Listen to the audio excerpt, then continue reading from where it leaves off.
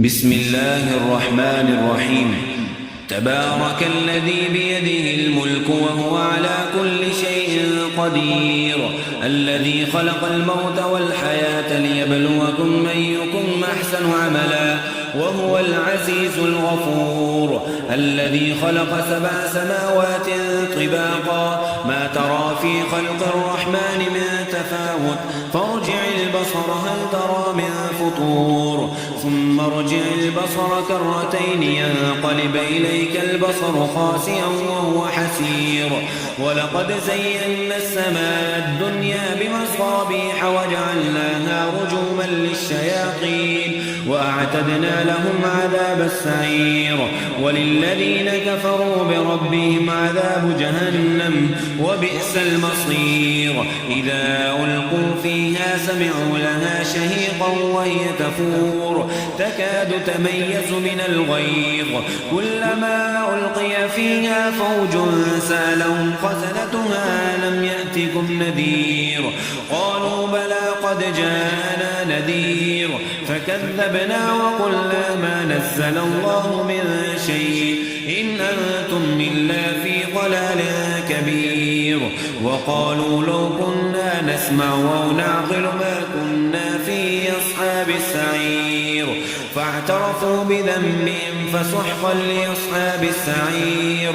إن الذين يخشون ربهم بالغيب لهم مغفرة وأجر كبير، وأسروا قولكم أو اجهروا به إنه عليم بذات الصدور، ألا يعلم من خلق وهو اللطيف الخبير.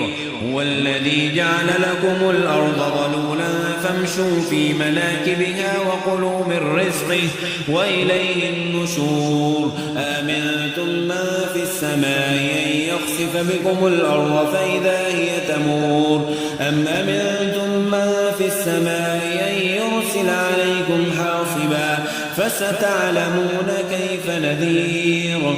ولقد كذب الذين من قبلهم فكيف كان نكير. أولم يروا إلى الطير فوقهم صافات ويقبضن ما يمسكهن إلا الرحمن إنه بكل شيء بصير. أمن هذا الذي هو جند لكم ينصركم من دون الرحمن إن الكافرون إلا في غرور. أمن هذا الذي يرزقكم من أمسك رزقه بل لجوا في عتم ونفور. أفمن يمشي مقبا على وجهه يهدى أمن يمشي سويا على صراط مستقيم. قل هو الذي ينشاكم وجعل لكم السمع والأبصار والأفئدة قليلا ما تشكرون. قل هو الذي ذراكم في الأرض وإليه تحشرون. ويقولون متى هذا الوعد إن كنتم صادقين. قل إنما العلم عند الله وإنما أنا نذير مبين. فلما رأوا زلفة سيئت وجوه الذين كفروا وقيل هذا الذي كنتم به تدعون. قل أرأيتم من أهلكني الله ومن معي أو رحمنا فمن يجير الكافرين من عذاب أليم. قل هو الرحمن وآمنا به وعليه توكلنا فستعلمون من هو في ضلال مبين. قل أرأيتم من أصبح ماؤكم غورا